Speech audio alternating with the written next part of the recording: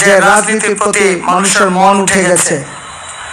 রাজনীতি বিষয়টা মানুষের কাছে একটি ভয়াল, প্রতারণার এবং অসহনীয় প্রহসনের একটি বিষয় হিসাবে জনমনে তার রূপ গেঁথে গেছে।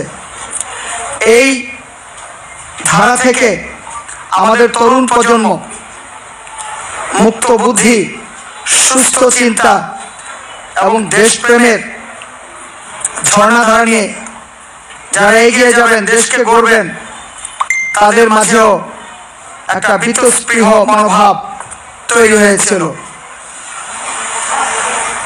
মহান জুলাই বিপ্লবের মধ্য দিয়ে আবার ঘুরে দাঁড়ানোর একটি প্রক্রিয়া শুরু হয়েছে।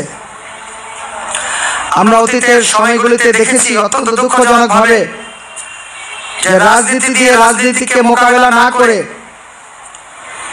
রাজনৈতিক প্রতিপক্ষকে, বিরোধী পক্ষকে সেখানে পেশি শক্তি, অস্ত্রের ঝনঝনানি এবং দমন, নিপীড়ন, নির্যাতনের মধ্য দিয়ে তাদেরকে মোকাবেলা করা হয়েছে, যার ফলাফল আমরা পেলাম। আমরা এখন একটি চরম চ্যালেঞ্জের মুখে পড়েছি। কিন্তু যেটি রাজনীতির ভাষা হওয়া উচিত তা হচ্ছে মুক্ত বুদ্ধি, মুক্ত চিন্তা, পরমত সহিষ্ণুতা, উদারনৈতিক মনোভাব, সহনশীলতা এবং সত্যিকার অর্থেই আদর্শ এবং যুক্তি দিয়ে প্রতিপক্ষকে মোকাবেলা করা, অর্থাৎ রাজনীতিকে রাজনীতি দিয়ে মোকাবেলা করা। কিন্তু গত কয়েক দশকে ধরে যা হয়েছে তা অত্যন্ত ন্যাক্কারজনক। আমরা যদি একটু দূর অতীতে যাই, স্বাধীনতার পূর্বকালীন সময়ে যদি যাই, সেই সময়ে রাজনৈতিক নেতারা সমাজের সকল স্থানে শ্রদ্ধেয় ছিলেন। তাদের কথা ও কাজে দেশপ্রেম ছিল, তাদের চিন্তা চেতনায় যা ছিল তাদের রাজনৈতিক কর্মসূচিতে তার প্রতিফলন ঘটেছে। যার ফলে আমরা দেখেছি যে দূর অতীতের অর্থাৎ স্বাধীনতা পূর্বকালীন যে রাজনৈতিক নেতৃত্ব ছিলেন সেখানে সততা, ন্যায়নিষ্ঠতা ছিল।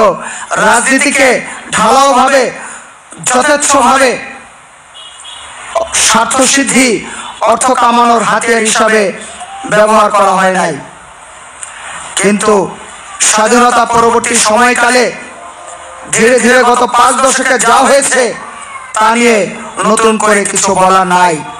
আজকে যেহেতু বৈষম্যহীন বাংলাদেশের কথা এসেছে, আজ যেহেতু সংস্কারের কথা এসেছে, তাহলে জাকের পার্টি স্পষ্টতই বলতে চায় যে আমাদের যে রাজনৈতিক সংস্কৃতি, এক দলের প্রতি আরেক দলের যে সম্পর্কে যে মনোভাব, সেখানে অবশ্যই সংস্কার হতে হবে।